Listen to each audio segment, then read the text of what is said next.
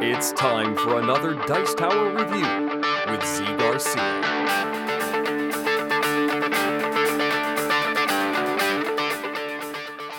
Hey everybody, today I'm taking a look at an expansion to Neuroshima Hex, one of my favorite games, and that expansion is right here, Iron Gang. This is a new army for Neuroshima Hex, and just like all of the other expansions just about that have come out for Neuroshima Hex, it gives you a new group of characters to play with, a new army to play with against any of the other armies that are in the game or any of the other expansions. In this case, the Iron Gang, thematically, they are basically marauders. They are, they have the bikes, the motorcycles, they have the chains, they got the, as the box says, the cacophony of sound as you hear them approaching in the distance with metal and chains clinking and banging, and that's what they represent, sort of a Mad Maxian faction, if you would, right? So we're going to take a look at how they work, what they introduce to the game. I'm not going to show you how to play Neuroshima Hex, as I always do with these expansion reviews. If you want, you can go check out a video for that. But I'm going to talk about these characters, and then we'll come on back after that, and I'll tell you what I think of this one, how I think it fits into the overall thing, okay? Here we go.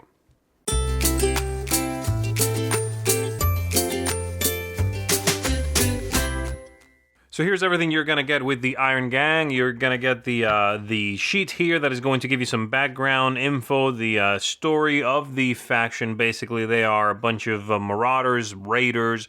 Think, Mad Max gangs or the smokers from Waterworld, stuff like that, right? That's probably an obscure reference, but so that's who they are. You are going to get some tactical advice there, a little bit more info on the back. But then in the middle of the sheet, of course, you are going to get the information detailing all of the different characters and tiles in the faction itself. And you're going to get all the tiles, of course. You have your HQ here and all of the other ones, as well as a few tokens. The general idea here, the main twist in this faction, is that you have a couple of special abilities printed on the tiles that you can trigger between fights. So some of the fight tiles are going to be used for fighting and some of them are not. So every tile here is going to have, every one of these fighting tiles, when you trigger a battle, you can choose to trigger a battle with it. As you discard it, a battle ensues, just as it's always been.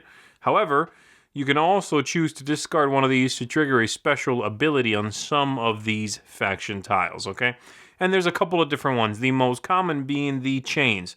Some of these tiles have a chain symbol on them, and if you can trigger one of these when there is an enemy tile between two of your chain tiles, you can inflict 1 damage to them, as demonstrated right in here, okay? So for example, like this, if I have one in here and I trigger that power, I can inflict 1 damage to anybody between them. So this one or this one here, okay? There's a couple of different ones. However, there's one that lets you launch a net to anyone in the line. And so that tile does not actually function as a regular net. It itself does not net whoever it's pointing to, but it can launch said net in the direction it's pointing, and that tile stays netted until the end of the next fight. And you don't have to net the very adjacent token. You can net anyone you want to in that line, and so that's pretty cool. You can point this and then net. However, this tile also has the ability to rotate itself. So you could even net multiple things at once. And again, they come off during the next fight. So very cool, very interesting tile here.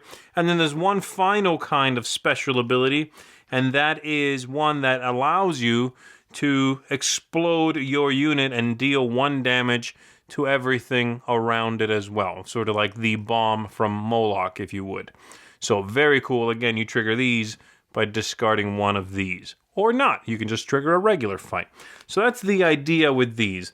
They have a nice amount of tactics that you can bring into play, not just when the fight happens, but between fights.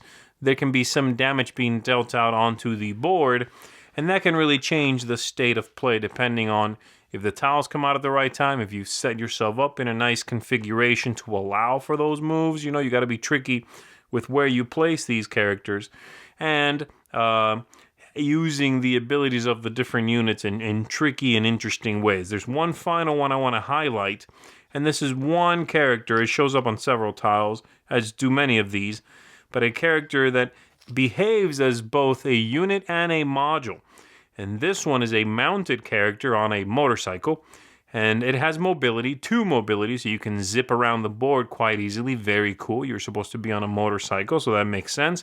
But also, and it has a chain, by the way, but also, out of one of the sides, it has a module, a speed module, +1 speed. And so whoever it's pointing to will actually be a little bit faster. And so by doing that, I'm making this unit here +1 speed. And that's pretty neat. And considering how mobile this piece is, I can zip around and go point at something else for the upcoming fight, right? Very nice, very clever stuff.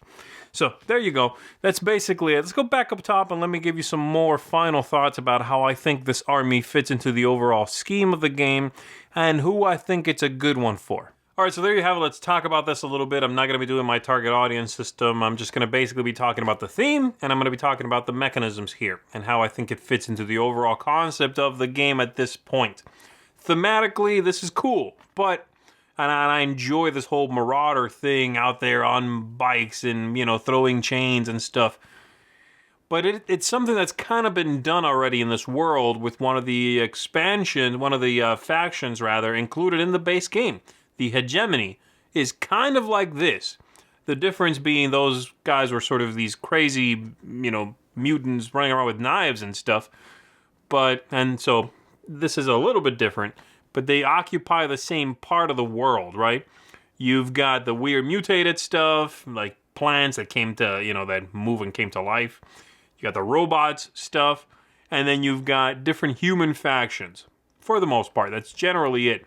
Some of the human factions that they've come out with are really clever and different, right? Like Mississippi uses this sort of toxic venom that has developed around Mississippi in this post-apocalyptic world. And you've got the Death Breath, which is basically zombies, very different faction. Iron Gang occupies thematically a little bit of a familiar territory. That's not bad, but be aware of it. I still think it's well implemented, but it is something we've kind of seen. Mechanically, this is interesting because it introduces a couple of new concepts, this idea of this flexibility of dealing damage in-game, not in the fight, right? But while you're taking turns, which I really enjoy. There's a good amount of mobility here, especially the characters that are mounted on the bikes. They can run around, they can set up those chains. You can do really neat stuff between fights. But overall, this is actually a fairly traditional army, which I think is kind of cool.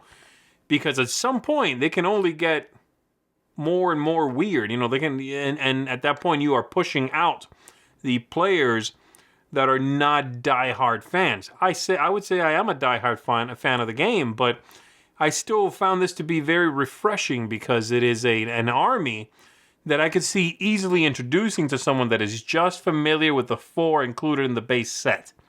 I could see someone playing a lot of those, wanting more, and this could easily be a recommendation from me for them. They're going to get a little bit of a taste of what else can be done with this system, right? It's going to open their eyes a little bit, but it feels traditional.